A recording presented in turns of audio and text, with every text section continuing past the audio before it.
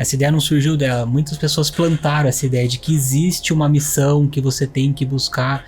E aí a pessoa fala assim, hoje eu estou trabalhando com X profissão e eu estou vivendo a minha missão. E é isso que começa a criar minhoca na cabeça das pessoas. Então, mais de uma vez já me disseram assim, nossa, eu vejo que você é tão feliz fazendo o que você faz, que bom que você encontrou, né? E na verdade não tem nada a ver com o que eu faço. Quando eu não estava vivendo a minha missão em outras profissões, é porque eu não estava conectado com quem eu sou. Eu estava desconectado do Daniel, e aí o Daniel músico, o Daniel cineasta, o Daniel o que for, nunca ia se encontrar naquele lugar. E hoje eu me encontrei, não na profissão, eu encontrei o Daniel, quem ele é. E aí qualquer coisa que eu vou fazer me traz alegria, me traz felicidade. Não só na profissão, mas em todos os momentos da vida, como pai, como tudo aquilo que você disse, né? Que é lindo. Então quando você estava dizendo, por exemplo, de fisioterapeutas, né?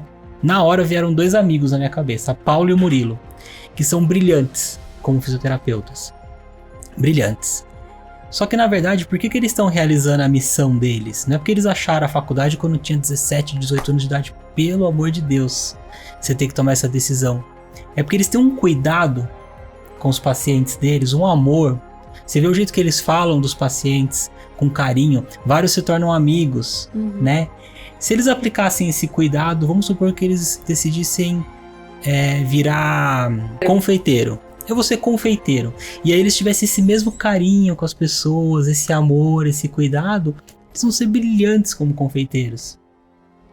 Então é mais o comportamento do ser humano, que é um comportamento de amor para com o outro, do que a profissão A ou a profissão B. Uma das coisas que faz a gente começar a se atrapalhar é quando a gente começa a dividir as coisas. Você passou a acreditar que você é a voz na sua cabeça. E conforme você vai acreditando que você é a voz na sua cabeça, você começa a ser dominado pelo seu próprio ego.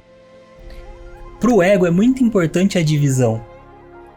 Para ele, o que é o oposto do ego? A união, somos todos um só, né? Para o ego é muito importante a divisão. E lá no ego, ele vai escolher 2 caminhos. O primeiro caminho que ele busca é: eu preciso ser melhor que os outros. Se eu for melhor que você, eu sou um indivíduo diferente de você, incrível, sou melhor que você. Algumas pessoas, num dado momento da vida, desistem de ser o melhor, vê que não vai rolar, às vezes porque não está se desenvolvendo profissionalmente mesmo. Tem ali uma série de desafios, não dá grana num certo momento e tal. Aí ela pensa assim, já que eu não posso ser o melhor, eu posso ser o pior. Também é uma forma de eu me identificar. E aí são aquelas pessoas que se vitimizam, as famosas vítimas. Então, ai, como minha vida é dura, ai, como ninguém gosta de mim, ai, como ninguém me valoriza. Pro ego ele fala assim, poxa, eu gostaria de ser o melhor, né? Ou aqueles que eu vejo na TV. Mas já que não deu, se eu for o pior também é uma forma de se identificar com algo único. Eu sou o que mais sofre, eu sou a pessoa que menos tem carinho, eu sou a pessoa que menos é valorizada. Também serve, eu continuo no domínio, né? Então esse momento assim onde a gente começou a ter essa voz na cabeça, né? Pode acontecer quando uma criança tá brincando ali num cantinho, porque ela tá se divertindo ali com aquele brinquedo, e vem alguém, um adulto, e aponta e fala, você é tímida. Ela olha e fala, poxa, o adulto é a pessoa que eu mais confio, eu não consigo, nesse momento da minha vida, nem comer sem ele, né? Preciso dele. Tá falando que eu sou tímida? Então talvez eu deva ser tímida. E aí ela faz um movimento pro próprio cérebro. Como é que uma pessoa tímida se comporta? Ah, já sei. Quando eu tiver uma reunião eu não vou falar. Eu preciso estar em congruência com isso. E aí você começa a se tornar um indivíduo tímido. Sendo que é uma coisa bizarra essa, nenhum ser humano é tímido. Você pode estar tímido por conta dessa identificação, mas o ser humano não é tímido, né? Por que eu converso aqui com você de uma forma fluida e você conversa comigo de uma forma fluida? O que pode acontecer aqui de perigo se não tem um leão na sala? É uma ideia maluca da sua mente de que, meu Deus, as pessoas podem estar olhando pra gente e julgando a gente. Será que eu tô parecendo bonitão enquanto eu tô falando? Ou será que vão achar que eu sou burro? Tudo isso é um jogo mental que tira você de quem você é, da essência, ou seja, tira você da sua missão de vida. Você sabe essa busca que a gente tá aqui em todos os episódios do Protagonize-se, e de tudo que eu falo o tempo todo é sempre voltado para você se conectar novamente à essência. A criança ela é por essência, então a parte intuitiva dela tá muito desenvolvida. Porque ainda não tem o controle do ego da mente encobrindo aquela intuição, porque a gente tem o mesmo poder de intuição que uma criança. Então é isso, não adianta você, não é o que você fala, não é o que você, vamos combinar aqui com a minha esposa, com o meu marido, a gente jamais vai chamar a criança de tímido. Então, acordo feito. Mas você é uma pessoa que vive com o medo. A criança, ela vai assumir o medo. Então lá em casa, sempre que eu tenho conversas com a Lu, que a gente percebe um comportamento diferente da Letícia, a gente senta e fala, o que tá acontecendo com a gente? Você tá com medo de alguma coisa? Então agora aconteceu recentemente. A Lu, ela fez um processo de desenvolvimento pessoal que ela tinha muito medo de muita coisa e ela zerou o medo dela. Um negócio incrível, assim, incrível. Só que aí quando começou a pandemia, voltou. Medo da morte mesmo, né? Que a gente, de pessoas queridas e tal. E aí você vê, será que meu pai e minha mãe estão se comportando, estão saindo, aquela coisa. A gente começou a lidar com medo de novo em casa. E a Letícia começou a pegar novamente. E aí não quer ir na escolinha naquele dia depois. E aí você começa a perceber, tá sempre na gente, tá sempre na gente. Você e eu aqui estamos realizando a nossa missão de vida nesse instante. Simplesmente por estarmos aqui, sendo verdadeiros um com o outro, estarmos presentes aqui nesse momento e não querendo estar em outro lugar. Missão de vida. Quando a gente fala com relação a propósito de vida, por exemplo, daqui a 3 anos eu quero que o meu negócio esteja aqui. Certo. Então eu vou traçar metas e tal, e daqui até aqui tem um monte de obstáculo, um monte de quedas e tudo isso que acontece, né? Quando você contrata um mentor, e eu contrato um mentor toda hora, que é incrível como transforma a vida você ter um mentor do seu lado, você fala pra ele, eu tô aqui e eu quero ir pra cá. E ele vai te falar assim, deixa eu te contar uma coisa. Aqui tem uma pedra no caminho. Você pode desviar por aqui, Você não precisa passar por essa pedra. Aqui tem uma outra. Você pode acelerar o seu processo, ao invés de fazer esses 9 passos que você desenhou, sabia que tem só 3? E você pode ir por aqui, ganha-se muito tempo. Você elimina muita dor. Ainda assim, vão ter uma série de obstáculos que o mentor não tá vendo, porque ele também não vivenciou e porque a vida é do tamanho, né? 1 bilhão de possibilidades. Como é que ele vai vivenciar tudo? Sim. Mas qual que foi uma coisa que me fez muito bem? Eu achava que a trajetória, assim, pra você ter sucesso em algo, era assim, Pensava, eu vou estudando, vou aprendendo e a coisa vai num crescente. Normalmente a trajetória pro sucesso é assim, você vem, cai. Aí você sobe de novo, cai.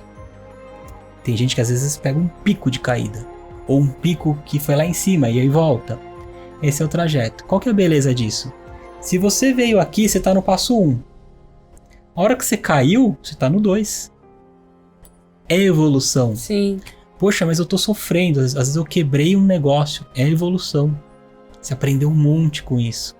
Você tá indo pro próximo passo. Qual que é o problema que acontece com muita gente? Você trilha uma ideia de futuro, de algo que você quer realizar, e aí você começa e fala, nasci pra isso, porque deu super certo o passo 1, é isso, e aí cai. E aí você começa a julgar aquilo, acho que não é pra mim. Imagina, deu tudo errado. Fui vender um produto, ninguém comprou. Fui vender meu serviço, ninguém quer.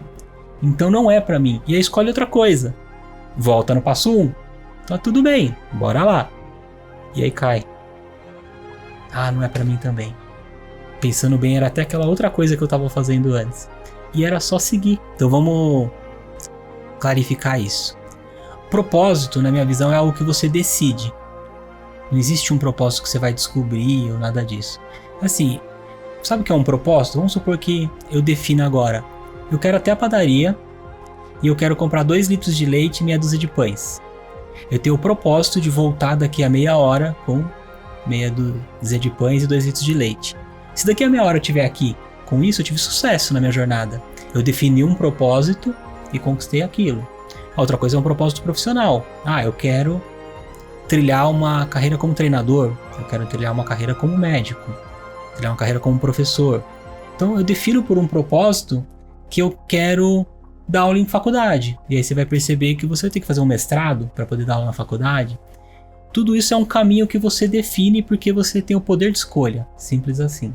Tem nada a ver com algo que foi projetado para você, vamos dizer, no plano espiritual, para você realizar aqui. Na minha visão, missão é você estar presente no aqui e agora, sendo quem você realmente é, amando ao próximo como você ama a si mesmo. Eu estava escutando esses dias o Clóvis de Barros Filho falando, achei tão incrível, especificamente sobre Napoleon Hill, que é um cara que eu já estudei bastante, continuo estudando porque tem muita coisa legal lá, mas ele falava assim, Napoleon Hill foi lá e estudou os homens de maior sucesso do mundo e mapeou os comportamentos que você tem que fazer para ter sucesso. E incrivelmente dá certo se você seguir aqueles passos para atingir o sucesso. Aí ele parou um pouquinho e falou assim, mas pouco tem a ver com felicidade. Às vezes algumas pessoas muito teimosas têm que sofrer um stand-by. O corpo fala assim, não dá stand-by, porque tá muito pesado isso. A pressão tá um negócio horrível. Stand-by, entenda, por exemplo, um AVC. Vai infartar. Aí a pessoa fala assim, poxa, não vale a pena. Eu vivi isso um pouco numa escala menor, eu conheço pessoas que viveram numa escala maior, que é justamente isso, você fala, não vale a pena. E aí você nega o seu trabalho, você nega o crescimento, você nega ganhar grana, porque você acha que aquilo era o problema. Mas exatamente o que você falou, missão e propósito não tem nada a ver uma coisa com a outra. São coisas distintas. Você pode realizar os dois ao mesmo tempo. Essa que é a verdade. Esse vídeo fez sentido para você? Você tem interesse em viver 99% da sua vida em paz, independente das circunstâncias que possam acontecer?